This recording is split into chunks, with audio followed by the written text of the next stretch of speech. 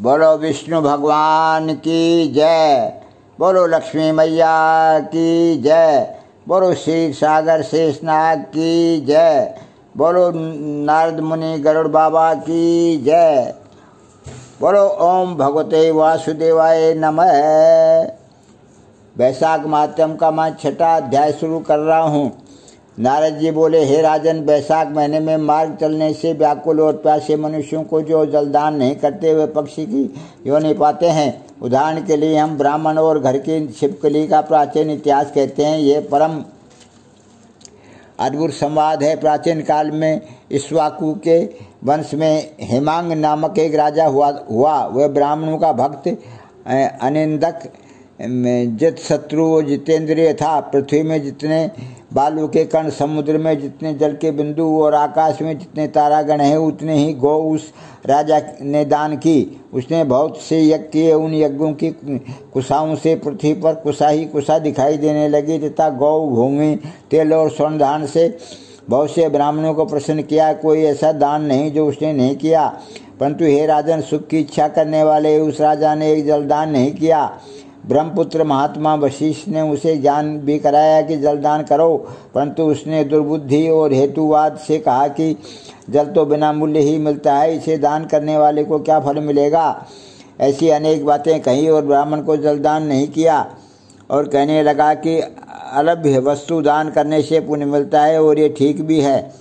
वह राजा लूले, लंगड़े, दरिद्री और जीविकाहीन ब्राह्मणों की सेवा तो करता था, किंतु वेद पाठी, तत्वज्ञानी और ब्रह्मवादियों की पूजा नहीं करता था। वह राजा कहा करता था कि विख्यात ब्राह्मणों की पूजा सेवा तो सभी करते हैं, परंतु अनाथ, बिना पढ़े लिखे, लूले, लंगड़े ब्राह्मण और दरिद्रियों की बड़ी दुर्गति है। अतएव ऐसे ही लोग मेरी दया के पात्र हैं। इस प्रकार वह दुर्बुद्धि को पात्रों को दान देता रहा। इस महादोष के कारण 3 जन्म तक उसे चातक की योनि मिली। फिर 1 जन्म गिद्ध बना और 7 जन्म तक कुत्ते की योनि में रहा। फिर हे राजन, वह एक राजा के घर छिपकली की योनि में जाकर रहा। उसका नाम श्रुति कीर्ति था और मिथिलापुरी का राजा था। छिपकली घर के दरवाजे की चौखट के ऊपर कीड़ों को भक्षण करती हुई 87 वर्ष तक वहीं रही। एक दिन देवयोग से मुनियों में श्रेष्ठ मुनि श्रुतिदेव नामक ऋषि दोपहर के समय मार्ग में थके मिथिलापति के घर आए।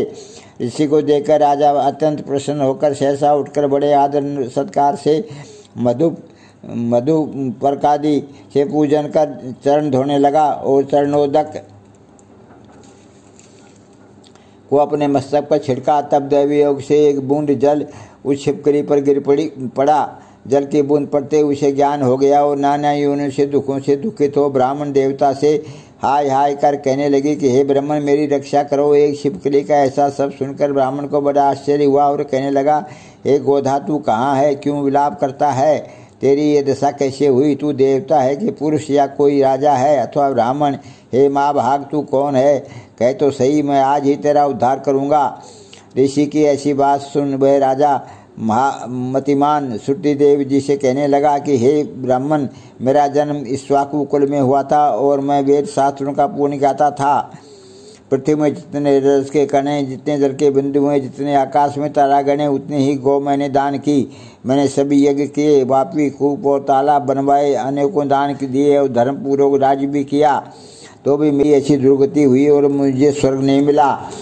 3 जन्म तक मुझे चातक योनि मिली और 1 जन्म में गिद्ध हुआ। फिर 7 जन्म तक कुत्ते की योनि पाई। अभी ये राजा आपके चरणोदक को छिड़क रहा था, तब एक बूंद उछलकर मेरे ऊपर आ पड़ी। उसी के पड़ने से मुझे पूर्व जन्म का स्मरण हो आया और मेरे सब पाप दूर हो गए हैं। हे द्विजवर, 28 जन्म तक मुझे छिपकली की योनि भोगनी पड़ी।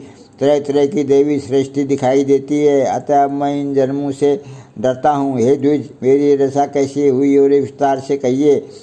ये सुनकर द्विज ने ज्ञान चक्षु द्वारा सब वृत्तांत जान लिया और कहने लगे, हे राजन, मैं तेरी इस बुरी योनि का कारण कहता हूँ, चित्त लगाकर सुने। तूने माधव भगवान के प्यारे वैशाख मास में जलदान नहीं किया। तूने जल को सुलभ समझकर ये निश्चय कर लिया कि ये बिना मूल्य का है, अतः मार्ग में चलने वाले और धूप से पीड़ित ब्राह्मण को जलदान नहीं किया। साथ ही पात्रों को छोड़ कुपात्रों को दान किया। कुपात्रों को दान किया। जलती हुई अग्नि को छोड़ क्या कोई राख में भी हवन करता है? प्राय बताए हुए सुगंध आदि से युक्त कांटेदार वृक्षों का कोई भी पूजन नहीं करता।